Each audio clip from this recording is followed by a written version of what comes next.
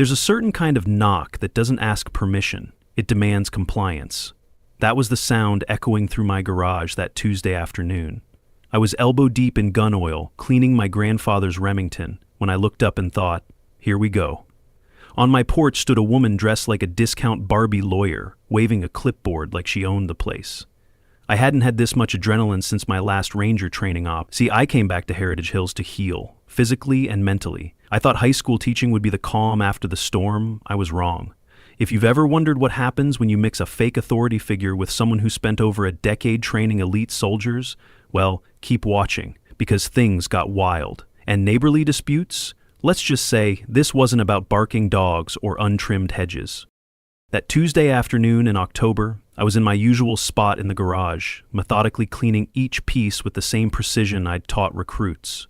The Remington was my favorite, a 1940s model that had belonged to my grandfather, a World War II veteran who taught me everything about respect, discipline, and taking care of what matters.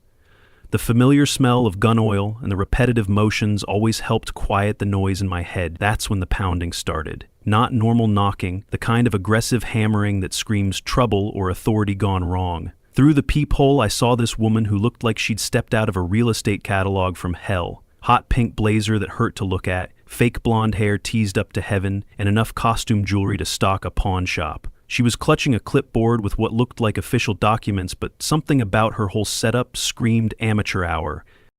"Good afternoon, Mr. Whitaker," she announced when I opened the door, her voice dripping with fake authority.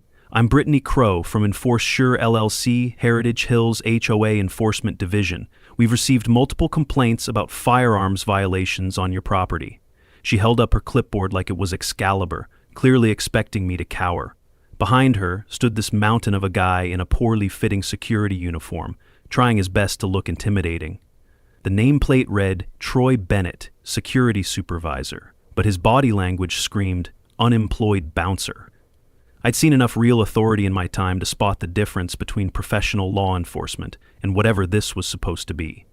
"I'm going to need to inspect your firearms storage immediately to ensure compliance with HOA regulations," Brittany continued, pushing the clipboard toward me, and that's when I noticed the first red flag. The logo on her papers was slightly crooked, like it had been printed on a home printer, and the official seal looked suspiciously like something you'd order from eBay.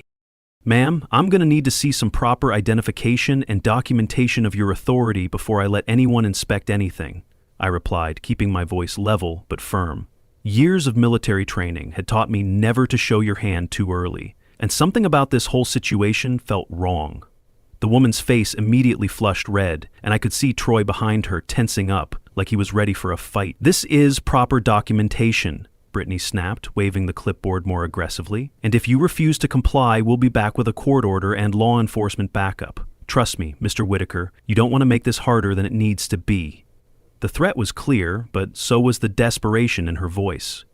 I'd interrogated enough people to recognize when someone was bluffing, and this felt like the world's worst poker hand. "I understand your position, ma'am, but I'm going to need to verify this with the actual HOA before proceeding," I said, already planning my next move. "You folks have a good day now."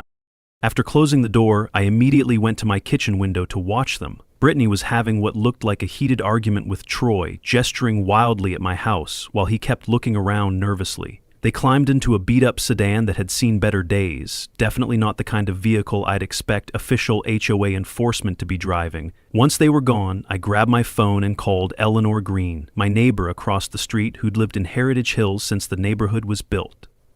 Eleanor was 73 years old, sharp as a tack, and had worked as a clerk at the county courthouse for over 30 years before retiring. If anyone knew the real HOA situation, it would be her.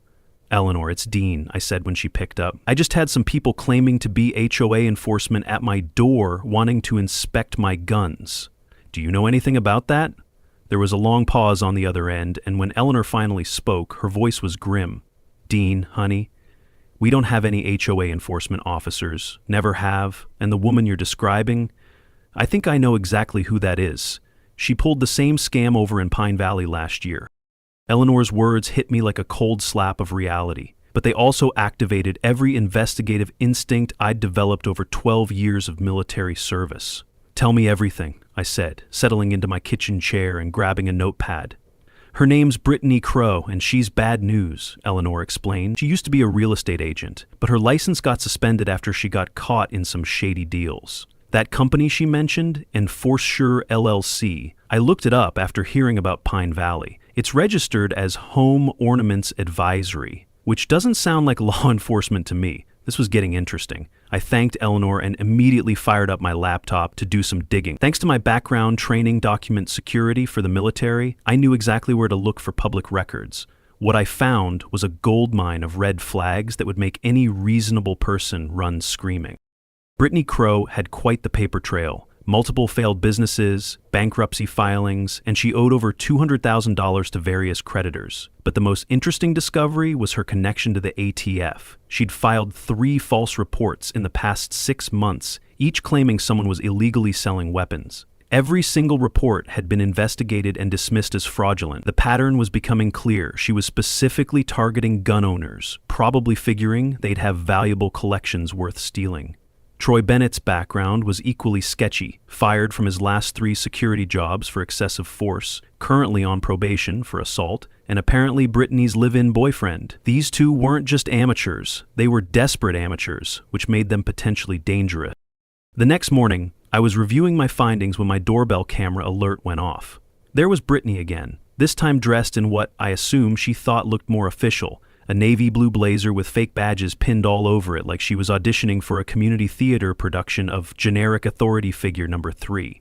She was alone this time, carrying an even thicker stack of papers, and wearing the kind of smug expression that told me she thought she'd won the lottery. "Mr. Whitaker," she called through the door, "I have a court order here requiring immediate inspection of all firearms on the premises. You need to open this door right now or I'll have to call for police backup."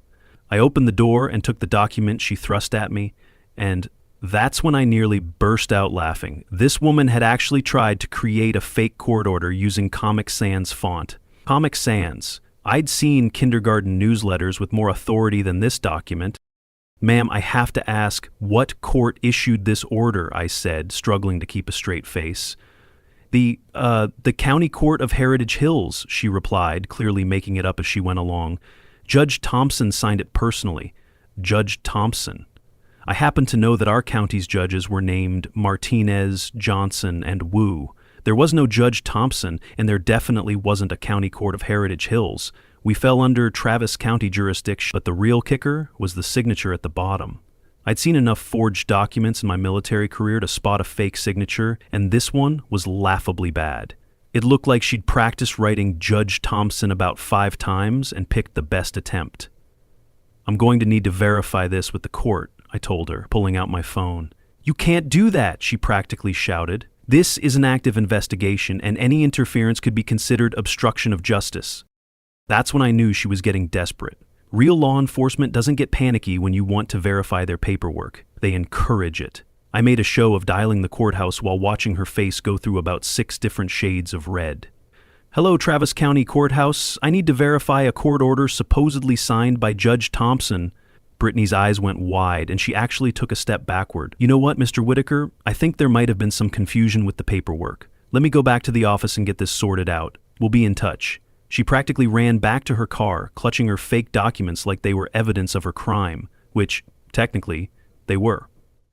I watched her drive away while staying on the phone with the courthouse. "Actually, never mind about that court order," I told the clerk, "but could you tell me if we have a Judge Thompson in Travis County?" "No, sir, we don't," came the reply. "And if someone's showing you fake court orders, you might want to call the sheriff's department." At school the next day, I found myself using this experience as a teaching moment for my American history classes. The difference between law and morality, I explained to my third seniors, is that law is what people in power say you have to do. Morality is what you know is right. Sometimes they align, sometimes they don't. Your job as citizens is to know the difference. One student raised her hand. "Mr. Whitaker, what made you think about this today?" I smiled. Let's just say that sometimes the lessons come to us when we least expect them. That evening, I decided it was time to take a more proactive approach. Instead of waiting for Brittany to make her next move, I was going to set a trap. I called the number on her fake business card and left a message. "This is Dean Whitaker. I've been thinking about our conversation yesterday, and I want to cooperate with the HOA requirements. Could you come by this weekend to do the official inspection? I'd prefer to get this resolved quickly. It was time to see just how far these two were willing to push their little scam. And more importantly, it was time to start gathering the evidence I'd need to put them away for good.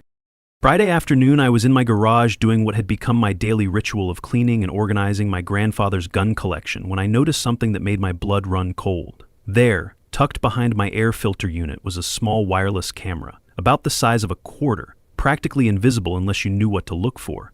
The model looked like something you could buy online for about $50, the kind of cheap surveillance gear that amateur stalkers use to spy on people. But finding it there meant that Brittany and Troy hadn't just stumbled onto my property by accident. They'd been watching me, studying my routines, probably cataloging every valuable item they could see through the windows. This wasn't just a random scam, this was a targeted operation, and I was starting to understand just how deep this rabbit hole went. I left the camera exactly where it was, but started behaving differently, making sure to block its view whenever I handled anything valuable and being careful about what I said within earshot. Meanwhile, I set up my own surveillance system, 3 discrete cameras positioned to capture every angle of my front door and driveway, plus audio recording equipment that would pick up every word of our upcoming conversation. If Brittany and Troy wanted to play games, I was going to make sure I had all the evidence I needed to end those games permanently. I also called Eleanor and asked if she'd be willing to serve as a witness to whatever was about to go down.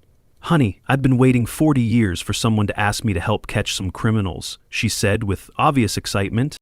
Saturday morning arrived with crisp October air, but I had a feeling the day was going to be anything but peaceful. Right on schedule, at exactly 10 a.m., Brittany's beat-up sedan pulled into my driveway. This time, she'd brought reinforcements. Troy was there, plus 2 additional people who looked nervous and confused. Brittany had clearly upgraded her costume, adding what appeared to be a fake badge and a utility belt that probably came from a Halloween store. Troy was wearing sunglasses indoors and trying to look intimidating, but mostly succeeding in looking like a discount store security guard having a midlife crisis. "Mr. Whitaker," Brittany announced as she approached my door, "we're here for the official compliance inspection. I trust you have all your firearms properly secured and documented according to HOA regulations." I invited them all inside, making sure to guide them through the exact pass where my cameras would capture the best footage. The 2 additional people introduced themselves as Mike and Sarah, and from their body language, I could tell they weren't part of the original scam. They seemed genuinely confused about what they were supposed to be doing there, referring to Brittany as their supervisor, and asking questions that made it clear they thought they were working for a legitimate company. It was becoming obvious that Mike and Sarah were victims too, probably people desperate for work who'd responded to some fake job posting and were now being used as props to make Brittany's operation look more official. "Before we begin," I said, pulling out my phone, "I'd like to record this inspection for my own records. I hope that's not a problem." Troy immediately stepped forward, his hand moving toward his belt like he was reaching for a weapon. "That won't be necessary," he growled, trying to sound authoritative. "This is an official investigation, and recording could compromise our procedures. That was mistake number 1. Real law enforcement encourages citizens to record interactions because it protects everyone involved. Only people with something to hide object to being recorded." "Actually, Texas is a one-party consent state," I replied calmly, "which means I can record any conversation I'm a part of. And since this is my property, I have every right to document what happens here." Brittany shot Troy a look that could have melted steel, clearly frustrated that he was escalating things too quickly. "Let's just get this over with," she said, consulting her clipboard with exaggerated authority. "We need to see all firearms, ammunition, and related storage equipment. Additionally, there's been a complaint about unlicensed valuable items on the property, so we'll need to document those as well." There it was, the real reason for this whole charade. They weren't just after my guns, they wanted to catalog everything valuable in my house so they could come back later and steal it. "I'm also going to need you to pay the inspection fee," Brittany continued, $8,000 to cover processing and compliance costs. $8,000 for a fake inspection from fake authority figures with fake paperwork. I had to admire the sheer audacity, even as I was calculating exactly how many felonies they were committing in real time. That's when I heard the most beautiful sound in the world. Eleanor's voice calling from my front door. "Dean, honey, I brought those HOA documents you asked for, the real ones." Eleanor walked in carrying a manila folder thick with official papers, and the look on her face when she saw the tense situation was priceless. "Oh my," she said with theatrical innocence. "Am I interrupting something official?" What I didn't know yet was that Eleanor had already made a phone call that was about to change everything, and that Brittany was about to make the kind of desperate mistake that would expose the full scope of her criminal operation. What happened next was like watching a masterclass in how not to handle a criminal situation. Brittany was frantically trying to call her backup while I kept Troy positioned where my cameras could record everything. Mike and Sarah were pressed against my living room wall, looking like they wanted to disappear, and Eleanor was standing in my doorway with a folder full of actual HOA documents and the expression of someone who just walked into the world's most entertaining amateur theater production. "Ma'am, you need to leave immediately," Brittany barked at Eleanor, trying to regain control of a situation that had clearly spiraled beyond her abilities. "This is an active law enforcement operation, and civilian interference is a federal crime." Eleanor looked at Brittany with the kind of patient smile usually reserved for small children who've just said something adorable and completely wrong. "Sweetie," Eleanor replied in her most grandmotherly voice, "I worked at the county courthouse for 32 years. I know what law enforcement looks like, and honey, this ain't it."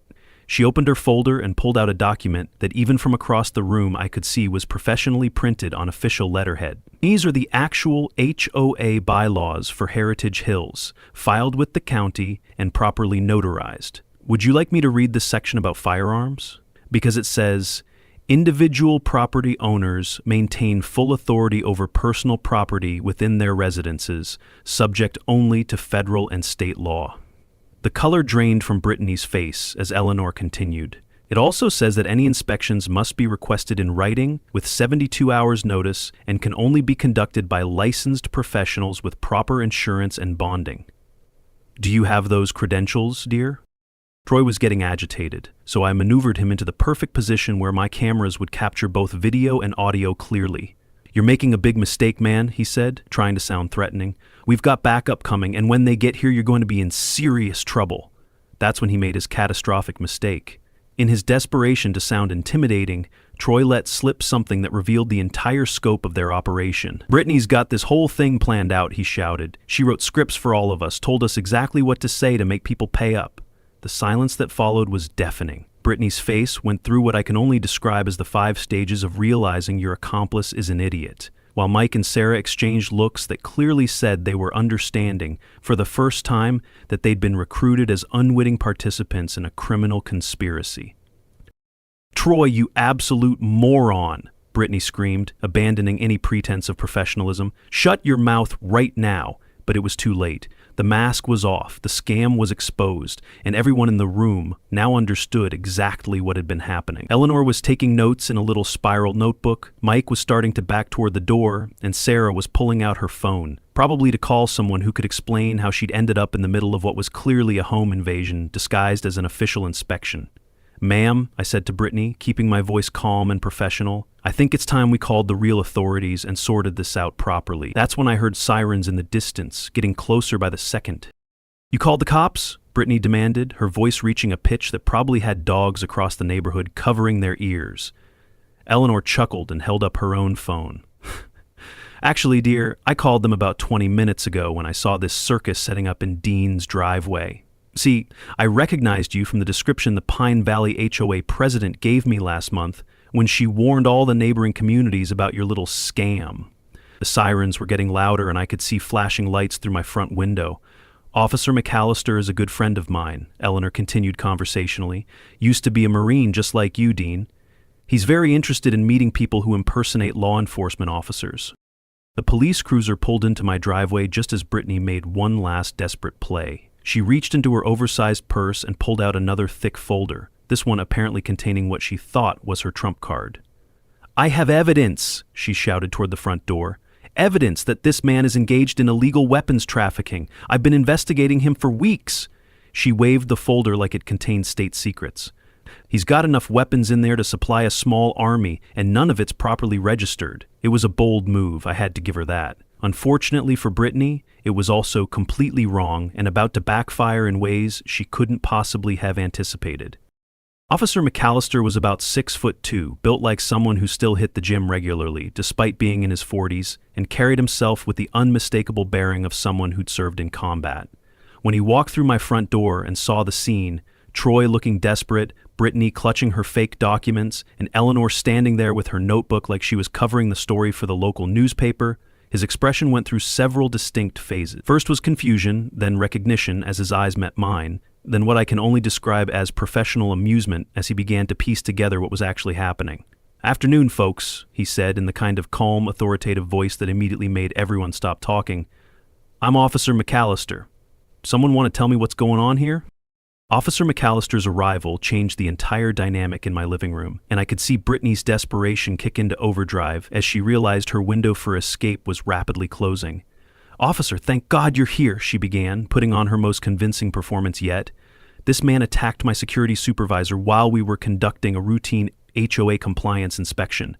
We have documentation that he's been storing illegal weapons and—" "Ma'am," Officer McAllister interrupted, holding up one hand while looking directly at me. "Aren't you Dean Whitaker, the guy who used to train rangers down at Fort Benning?" I nodded, and I could see the recognition clicking into place. "Rick McAllister," he said, extending his hand.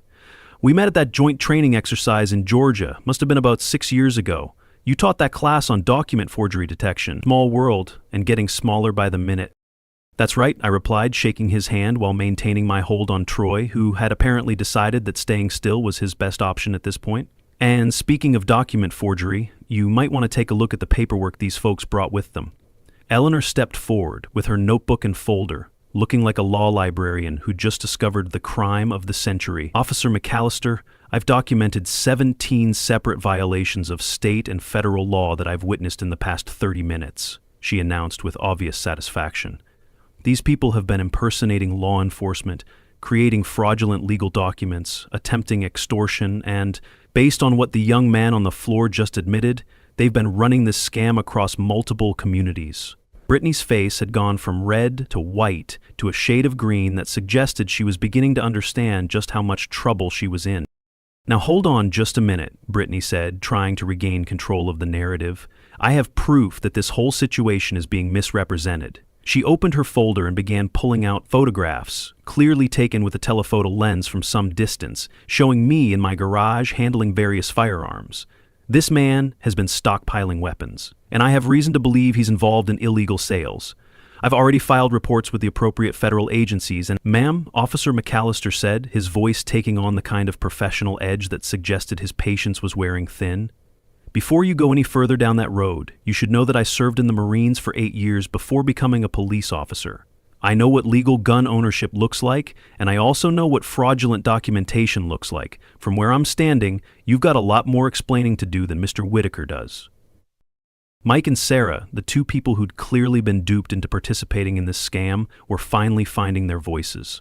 "Officer, we answered a job posting for security consultants," Mike said, his voice shaking slightly. "We thought we were working for a legitimate company, doing insurance inspections or something. We had no idea this was—" "It's okay," Officer McAllister assured them. "I can tell you're not part of this. Why don't you folks step outside while I sort through what's actually happening here?" They couldn't get out of my living room fast enough, probably already planning what they were going to tell their families about their brief career in accidental crime. Troy was still on the floor, but he'd stopped making noise and seemed to be resigned to whatever was coming next. Brittany, however, was just getting started. "I demand to speak to your supervisor," she announced, apparently still believing that indignation and volume could somehow overcome the mountain of evidence against her. "This is clearly a cover-up, and I won't be silenced by some small-town conspiracy."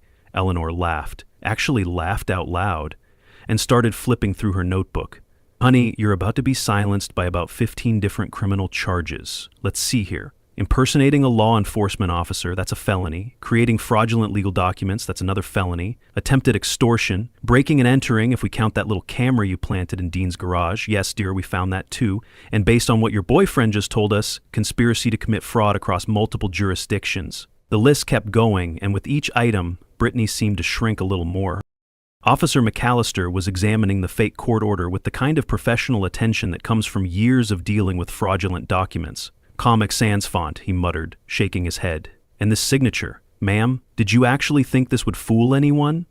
He looked up at Brittany with what I can only describe as disappointed amusement. "We've had 3 other communities report similar scams in the past year. Always the same pattern. Fake HOA enforcement, fraudulent documents targeting gun owners specifically. The ATF has been tracking this for months. That's when Brittany played what she clearly thought was her ace in the hole. Well, it doesn't matter what you think, she said with renewed confidence. I've already filed an official complaint with the ATF about this man's illegal weapons activities. They're probably on their way here right now. The room went quiet for a moment as we all processed what she'd just said. Officer McAllister looked at me with raised eyebrows, and I could see him trying to figure out whether this was just another desperate lie or if there was actually an ATF investigation heading our way. "Ma'am," he said carefully, "are you telling me you filed a false report with federal agents?" "It's not false," Brittany shrieked. "I have evidence. I have photographs.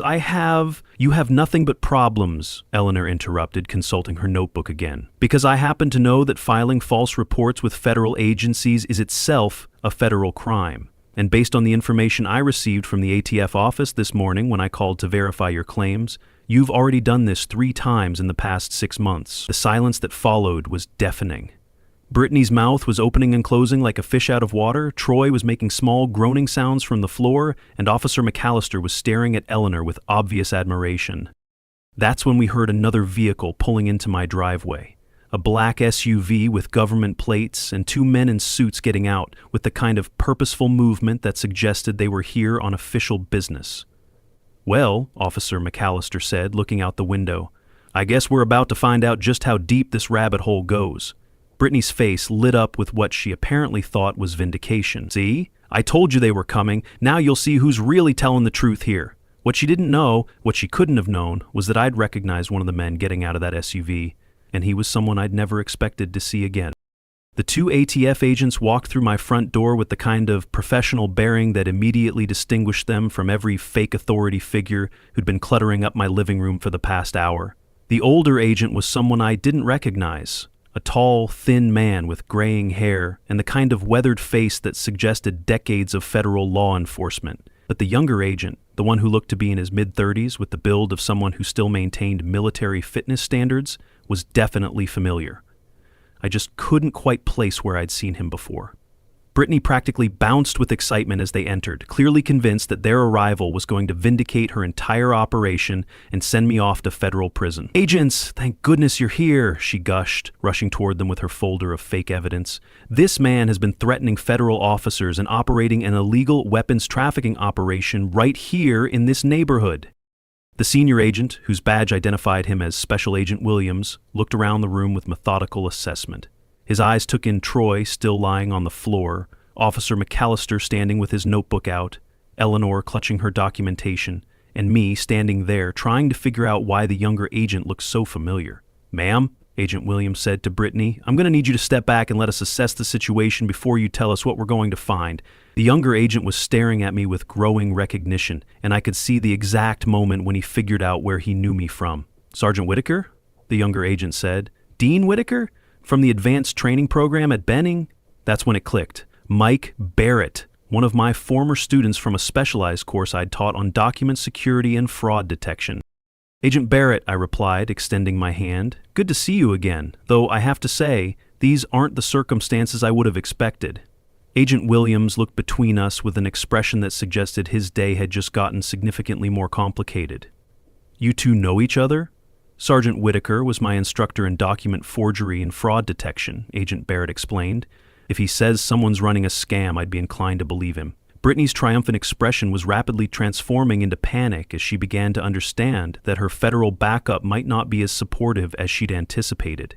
"Wait, this isn't how this is supposed to go," she stammered, clutching her folder tighter.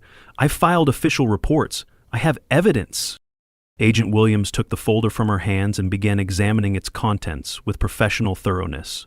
After a few minutes of silent review, he looked up with an expression that suggested he'd seen amateur work before, but this was setting new standards for incompetence. "Ma'am, are these photographs supposed to constitute evidence of illegal weapons trafficking?" he asked, holding up blurry images taken from a considerable distance. "Those photos prove he has way more guns than any normal person should own," Brittany insisted, "and he's been having meetings with suspicious people." Eleanor cleared her throat and consulted her notebook. "By suspicious people, do you mean his students from Jefferson High School where he teaches American history? Or the veteran support group that meets in his garage every Tuesday evening?" Agent Barrett was examining the fake court orders scattered around my living room. "This is fascinating work," Agent Williams said with obvious sarcasm, holding up the Comic Sans court order. "Tell me, Ms. Crow, did you actually believe this would fool federal agents?" He flipped through more pages. "And this business license for N4Sure LLC that's actually registered as Home Ornaments Advisory. That's particularly creative." Agent Barrett had moved over to examine the surveillance camera in my garage. "Sergeant, how long have you known these people were running surveillance on your property?" "About 3 days," I replied. "I found the camera Friday afternoon and decided to see how far they were willing to push their operation." Both agents exchanged looks that suggested they were impressed with my approach.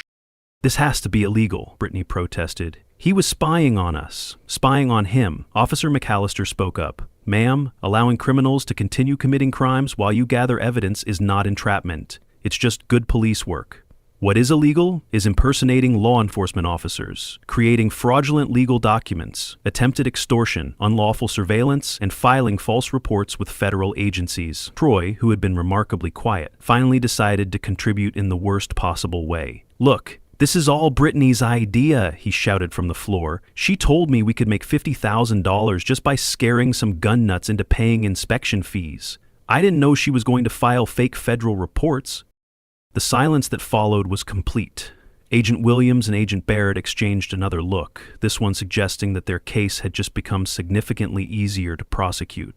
Brittany was staring at Troy with murderous rage. Eleanor was scribbling frantically in her notebook. And I was standing there thinking that if these two had spent half as much effort on legitimate employment as they had on this elaborate scam, they probably could have made that $50,000 legally. "Well," Agent Williams said, reaching for his handcuffs, "I think we've heard enough." What happened next was like watching justice unfold in fast forward, with all the satisfaction of seeing a complex puzzle finally come together. Agent Williams was on his radio calling for additional backup and a transport vehicle, while Agent Barrett was methodically photographing all of Brittany's fake documents and equipment. Officer McAllister had finally allowed me to release Troy from the control hold, immediately placing him in handcuffs and reading him his rights with the kind of professional efficiency that suggested he'd done this many times before. Brittany was sitting on my couch, no longer clutching her clipboard, staring at the wall with the expression of someone who was finally beginning to understand the full scope of the consequences heading her way. Eleanor was still taking notes, but now she was also making what appeared to be a phone call to someone she kept referring to as Sweetie, and updating them on the most excitement Heritage Hills has seen since the Great Raccoon Invasion of 2018. "Ms. Crow," Agent Williams said, settling into the chair across from her, "we need to have a conversation about your recent activities."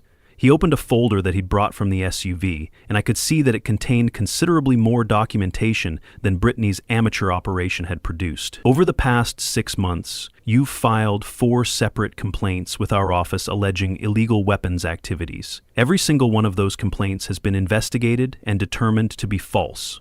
That's a federal crime, ma'am, and it carries serious penalties." Brittany looked up with what appeared to be genuine surprise. "4 complaints? I only filed 3 reports." Agent Barrett, who was still documenting the surveillance equipment, paused in his work. "Actually, you filed 4. The problem is you used a different name on one of them and got the state code wrong on the paperwork. That's how we started tracking the pattern." "Wait," I said, something clicking into place. "You mean she's been doing this to other people? This isn't just about my guns?" Agent Williams nodded grimly. "Ms. Crow here has been operating what we believe to be a systematic fraud targeting legal gun owners across 3 counties. The pattern is always the same. Fake HOA enforcement, fraudulent documentation, demands for inspection fees, and when that doesn't work, false federal reports designed to trigger law enforcement raids that would allow her to identify and catalog valuable items for later theft." He flipped through more pages in his folder. "What makes this particularly serious is that she's been specifically targeting veterans, apparently believing that military families would be more likely to have valuable weapons collections and less likely to question authority figures." Eleanor looked up from her phone call with obvious indignation. "That's despicable," she declared. "Targeting people who served their country? That's not just criminal, that's unpatriotic." Agent Barrett finished his documentation and joined the conversation. "What's interesting is how amateur the execution was, especially considering the scope of the operation. The fake documents, the surveillance equipment, even the business registration. Everything was done just well enough to fool someone who wasn't paying attention, but not well enough to stand up to any serious scrutiny." He looked at me with what appeared to be professional respect. The fact that you spotted the problems immediately and then set up your own counter-surveillance operation probably saved several other families from being victimized. Brittany finally found her voice again, though what came out was more of a whimper than the confident demands we'd been hearing all day. "I need a lawyer," she said quietly. "I think I need a lawyer right now." "That's probably the smartest thing you've said all day," Officer McAllister replied, closing his notebook. "You're going to need a very good lawyer because the charges are adding up fast." Agent Williams began listing them off on his fingers. Federal charges include filing false reports with federal agencies, mail fraud if you used the Postal Service for any of this, wire fraud if you used electronic communications, and conspiracy to commit fraud. State charges include impersonating law enforcement officers, creating fraudulent legal documents, attempted extortion, unlawful surveillance, and probably a few more we'll think of once we review all the evidence. The list seemed to go on forever, and with each item, Brittany seemed to shrink further into my couch. Troy, who was now handcuffed and sitting on my floor under Officer McAllister's watchful eye, apparently decided that this was a good time to try bargaining for a better deal. "I can tell you about the other places we hit," he offered desperately. "There's a whole list of targets, and I know where she keeps all the files." Brittany's head snapped up, and if looks could kill, Troy would have been a pile of ash on my hardwood floor. "You shut your mouth right now," she hissed. "Don't you dare." "Ma'am," Agent Williams interrupted, "anything you say right now can and will be used against you in court. You might want to consider exercising your right to remain silent." But Troy was apparently past the point of caring about Brittany's opinion. "She's got files on like 20 different families," he continued. "Photos, schedules, property assessments, everything. It's all in a storage unit over on Riverside Drive."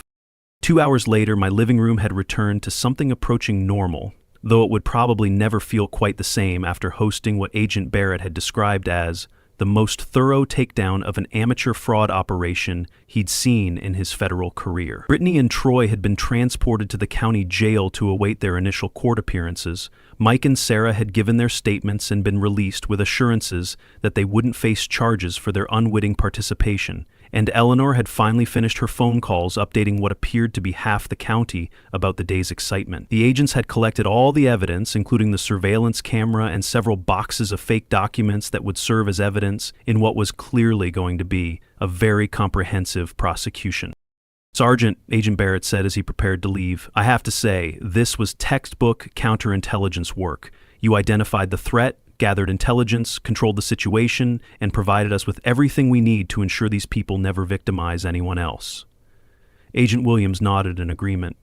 "We'll need you to testify when this goes to trial, but based on the evidence in their confessions, I don't think that trial is going to last very long." He handed me his business card. "If you ever decide you want to come out of retirement and work for the federal government, give me a call. We could use people with your skills." As they drove away, Eleanor came over with a plate of cookies that had apparently materialized from nowhere and settled into my kitchen for what was clearly going to be a lengthy debrief session. 3 months later, I was back in my garage, cleaning the same Remington that had started this whole adventure, when my phone rang with news from the prosecutor's office. Brittany had been sentenced to 3 years in federal prison and ordered to pay restitution to all 7 families she'd victimized, a total of over $180,000 in damages and fees. Troy had received 18 months and a restraining order that prohibited him from coming within 500 feet of any of her victims.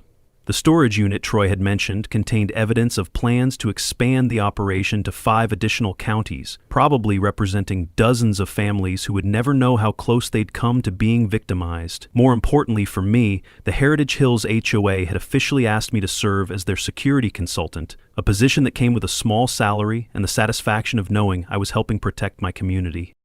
That evening, I sat down at my kitchen table with my grandfather's fountain pen, the same one he'd used to write letters home during World War II, and signed the official contract making me the Heritage Hills Community Security Advisor. As I signed my name, I thought about how the skills I'd learned in the military had found a new purpose in civilian life. How sometimes the lessons we teach come back to help us when we least expect it, and how a community of neighbors looking out for each other is still the best defense against people who want to take advantage of others. And that's why I always tell my students, observe, assess, act. When you know how to apply those principles at the right time, nobody can fool you. Especially not people trying to scam you with documents created in Comic Sans font and stamps bought on eBay. Have you ever encountered neighbors like this? Comment below, I'll be reading them over coffee and my grandfather's Remington. This story might be over, but QA Stories has a whole vault of mayhem waiting. Choose your next rabbit hole wisely.